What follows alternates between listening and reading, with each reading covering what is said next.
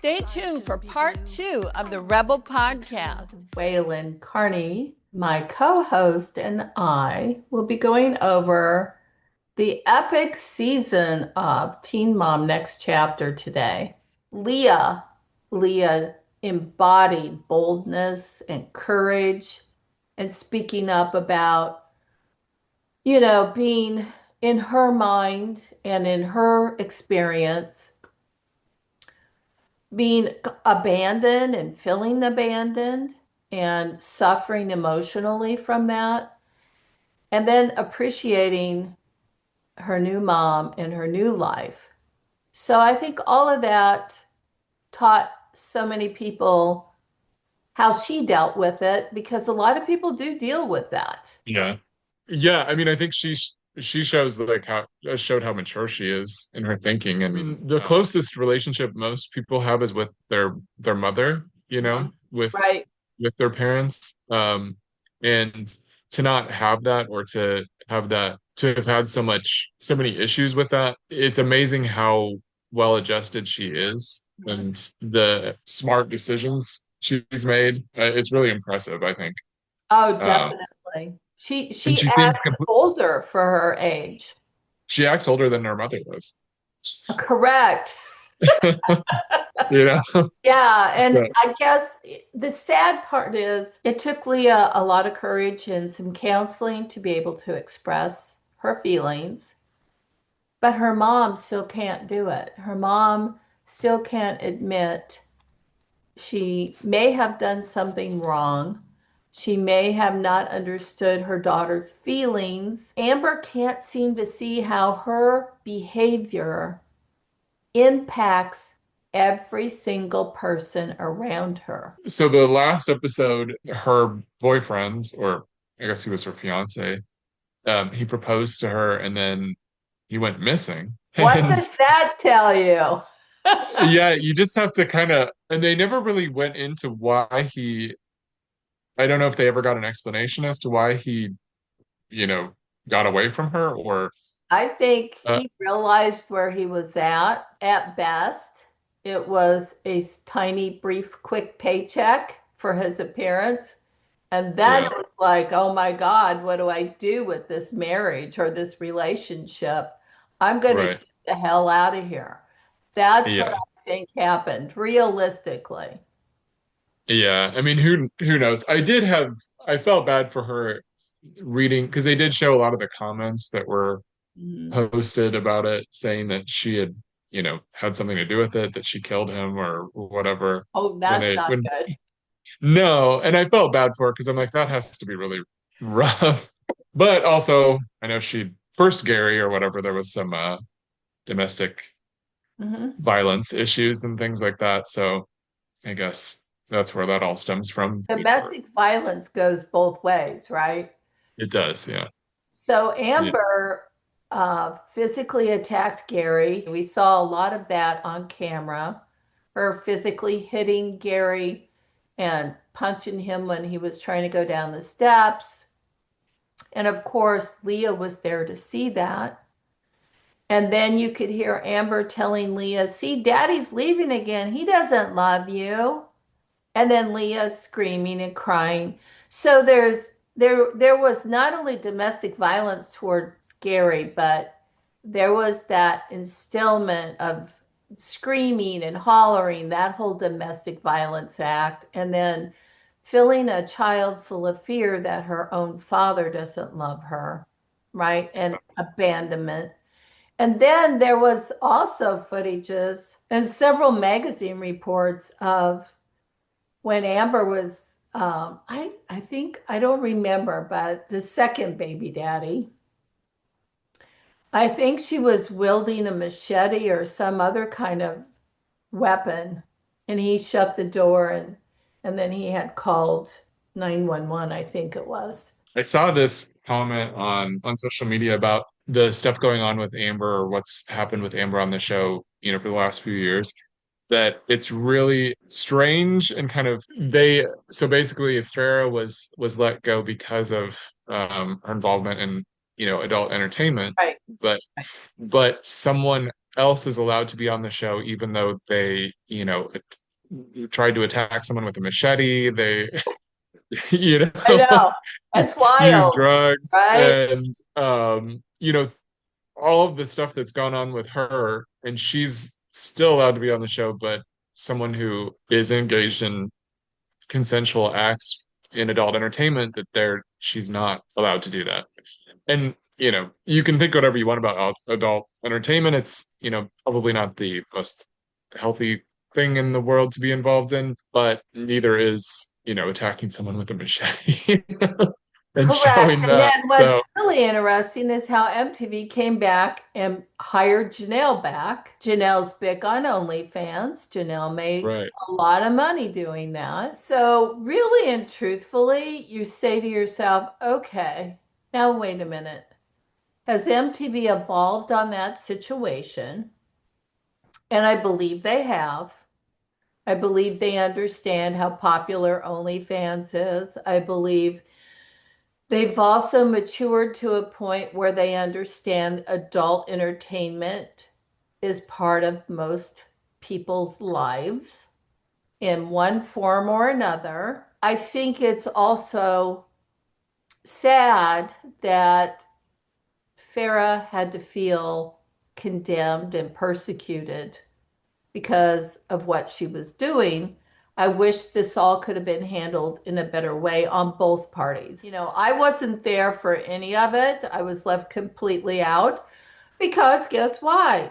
Nobody told me about it. I found out from, TMZ or People magazine or somebody would call me and say, "Hey, Deborah, did you know that Farah's doing this and that, and Michael's helping her, and Michael's over there?" And I'm like, "Oh my God, no, I didn't." And I would never allow that, which is why Michael kept everything a secret. But you can't function that way. But now Janelle's back on, and they've been recording and they've been, filming and doing things. So that's good. Well, Farah, of course, there's been publicity about her going back and saying, "Hey, can we do some kind of thing for Sophia? Can we get the money right?" Well, listen, you can't go back to Paramount Global after you've created such a shitstorm of problems, trying to sue them, trying to say bad things constantly. When, listen, MTV has bent over backwards, in my opinion, and in my experience, to do good for Farah, to do good for Sophia and myself, and to make our journey and our story one of the best stories out there, I think. We didn't stage anything. And many, many times I was thrown into a situation where, hell, I had no idea what was coming, but, it had kind of been planned in the background. But putting all that aside, Farah goes back in recent articles that I've read, and she's asking for huge amounts of money. Well, how can you do that when Paramount's going through its own struggle, trying to go through a merger with Skydance? And then you've got all kinds of political things going on in the background that makes the news every single day of people getting fired at CBS and, all kinds of personnel changes going on in the corporate world. How can you have the coldness of heart knowing that these things are being faced by everybody that works there, and then Well, come in and act like you're the goat and you deserve all the money, and here we are. I wonder if I mean, who knows, but I guess I wonder if they are telling her if she joins the cast again, that she would have to give up all of her other the things that she makes money from, like OnlyFans. No, So they did not. oh, okay, because that's the only reason I could think of, that she would ask for like an astronomical number. Like, if I have to give this up, then I'm going to ask for my income to be, Right. commensurate with That that. would make But sense. I get you. Yeah, yeah, total logic. But when you come in from a scenario and an experience that we had 5, 6 years ago, and you try to bring it in today's economics and in today's business environment, it can't work. It's an unworkable model. And the Yeah. whole media industry is changing. I would love to be able to have the rest of our story told. And people come up to me every single day. Yesterday was another busy day because it's Memorial Day weekend. And I had all kinds of people asking me all kinds of very good questions. I think that if we did get to tell more of our story, we would have a huge audience for that. But I Yeah, I also agree. believe it has to be done in a little bit different way now because the world has changed. I think Sophia needs to be able to feel not embarrassed. Sophia needs to be heard. There's so much interest in still in the original girls that were on that Yes. show, and now the children that are now 16. So I think it'd be really interesting to see what exactly is going on because we do get a little bit from social media about Farah and Sophia, but a lot of that seems really curated by Farah. So it'd be interesting to see what's going on exactly. I want to see Sophia unfiltered, and I want to see her and I reunite and be able to be real, not have to pretend, for example, that there wasn't a falling out. There Mhm. wasn't there wasn't a ghosting that went on and a lot of false problems brought up. It'll happen. I mean, she's 16 now, so it's only 2 years away until she's And all I making her got own to say is, decisions. Sophia, I know you're beautiful. Grandma loves you. And there'll come a day when you'll be able to shine and be able to tell your story. And I can't wait to see that or hear it or be part of it, right? Yeah, exactly. The other thing that is kind of fascinating to me, because Janelle and Farah have never really gotten along. They have had, I don't know, just disagreements. Let's put it that way. And so recently you've seen headlines about Janelle and Farah and Ashley Jones getting together in Las Vegas. Ashley lives in Las Vegas, and so does Janelle. And then they did a safe nest event, which is good. It's about being safe and being against domestic violence and so forth.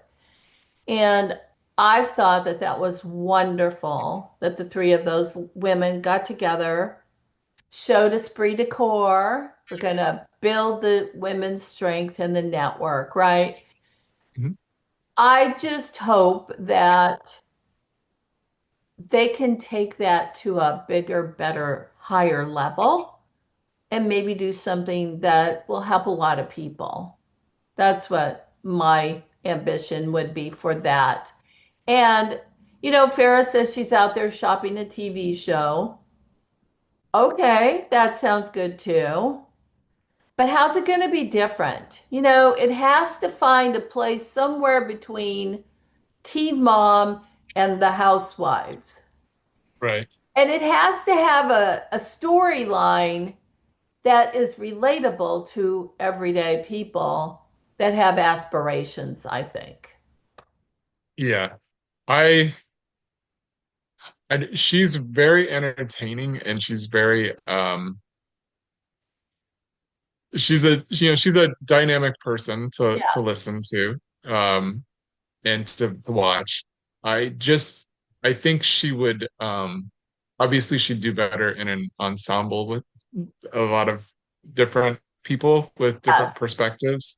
And I think she'd probably do better in something that maybe is not, I don't know how to put this, but it's not her idea because some of her ideas don't really make sense for her. You know Right. what I mean? Right. Like the stand-up comedy that she's doing right now, fulfills a need for her, something that she wants to do. It's her ambition to do that, but it doesn't necessarily make sense for her who she is. and Right. what people want to see from her. I think she'd be better in having in somebody else's show, I guess, if that makes Right. sense. Yes, I would agree with that. But having said that, I don't know what the show is that she's shopping around. So maybe it's amazing. Who knows?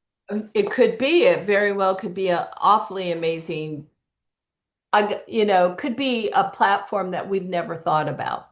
Now, the other thing that I just wanted to shout out was we've seen a lot of IVF this season, in vitro fertilization, right?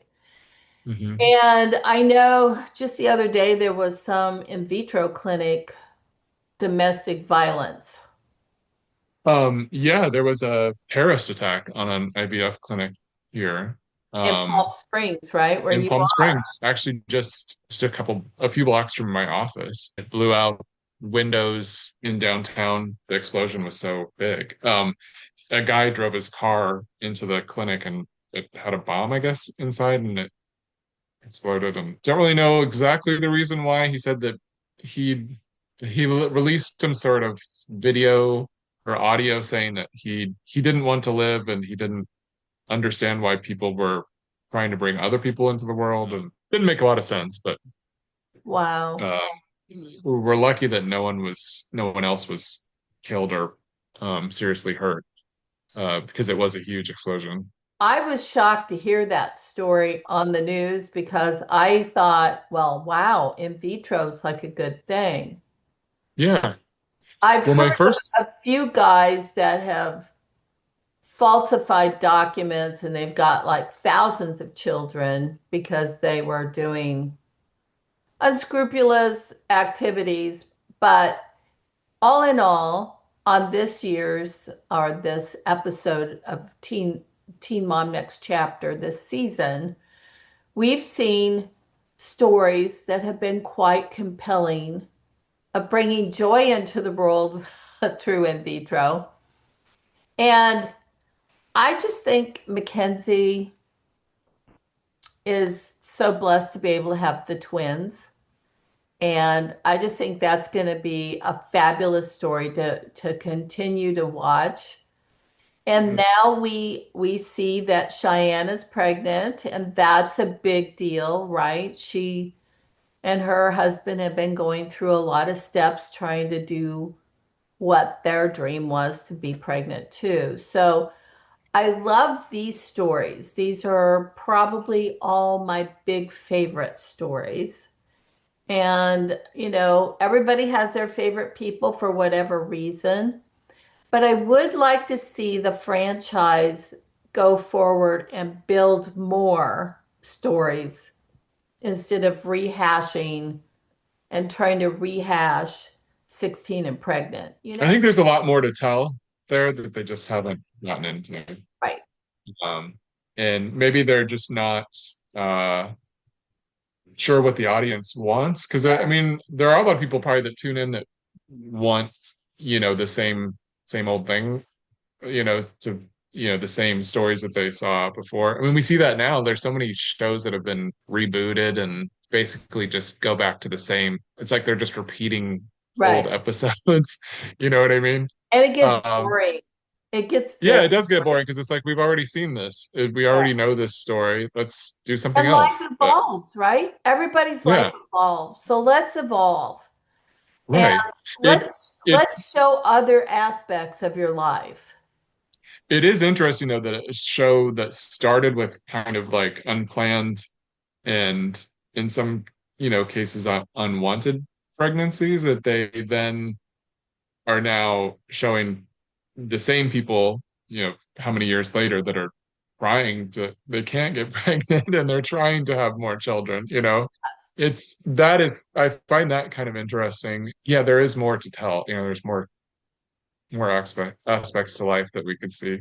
Yes. And I would just encourage less stories, right? Because right now, what do we got? 9 stories going Right. somewhere in that area. Yeah. The stories seem more gossipy than story driven. And I Yeah. just think people would like to see further character development and more story. I would Mm. like to see that. That's what I'd like to see if I could have a wish list.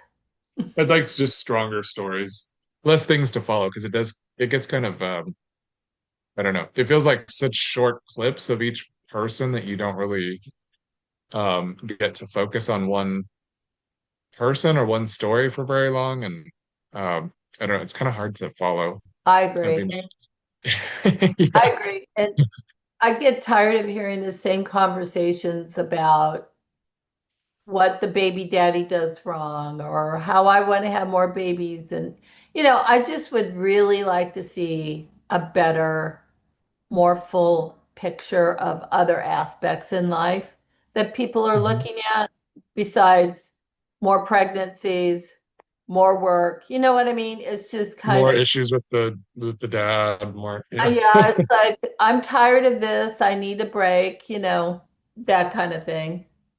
yeah, Now let's yeah. talk Agreed. about something fun. So BravoCon is coming up, Yes, and it's and coming up here really quickly. I have never been to BravoCon. I hear amazing things about it, and I would really like to go, actually. We should go to BravoCon. I would love that.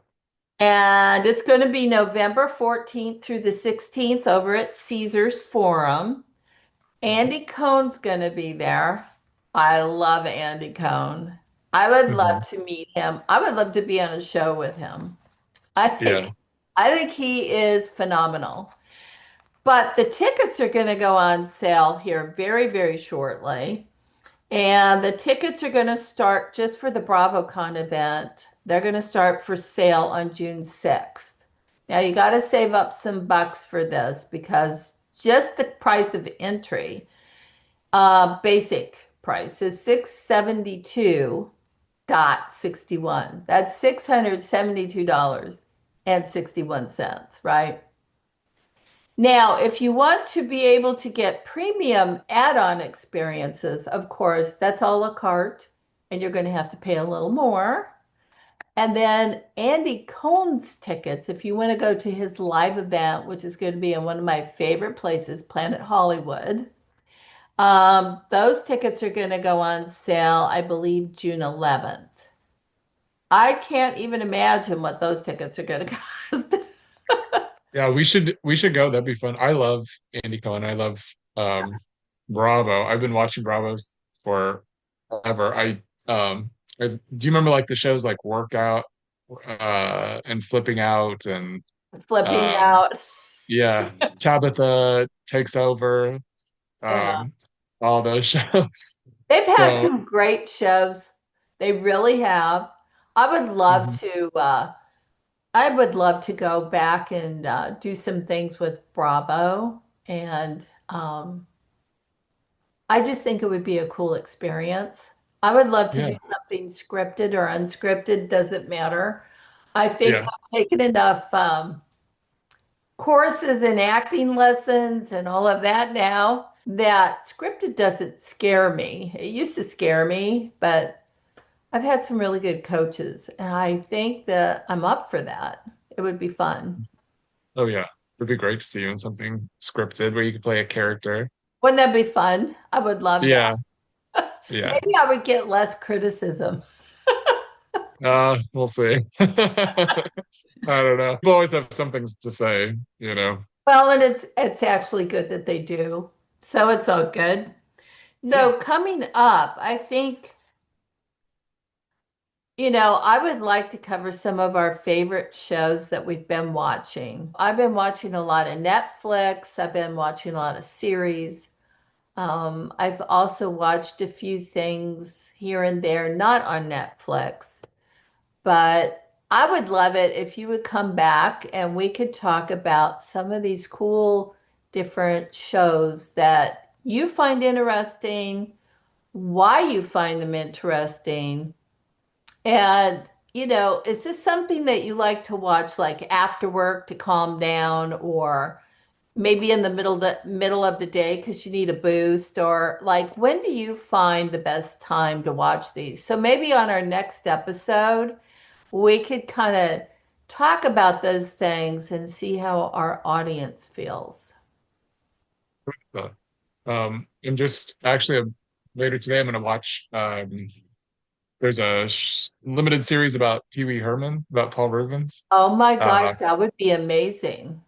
yeah, I'm really excited to watch it. Because they did this documentary. He had cancer, and he died a couple years ago. But they did it while he was sick, and while he was. It includes interviews with him, and he knew that he was dying. Yeah. And I'm really excited to watch it because he was a. I when I was a little kid, I loved watching Pee Wee's Mhm. Playhouse, and I loved the Pee Wee movies and everything. And he's actually a big reason why I love like mid-century stuff because Pee Wee's Playhouse was full of mid-century lamps and things Yeah. like that. Um, so yeah, I'm just excited to watch it. He was amazing. So That sounds really interesting. yeah, I think it will be. All righty. Well, thank you for joining the Rebel podcast today. Waylon and I love that you come here and you spend time with us. If you do have some, requests of episodes or shows that you would like us to kind of review, talk about, share some behind the scenes scuttlebutt, we're here and we would love to do that for you. So, especially if you want to know anything more about Teen Mom OG, Deb's OG music, whatever, we're here to talk about it. Thanks for watching today. And Go and glow. yes, go and glow, especially in warm, beautiful Palm Springs. That's right. Till next time. Bye. Thank you for watching the Rebel Podcast today. We hope that you've enjoyed it. If you have any comments or suggestions, please, by all means, write them below. Make sure that we get your input. And if there's any other things that you would like to see or like us to talk about, let me know.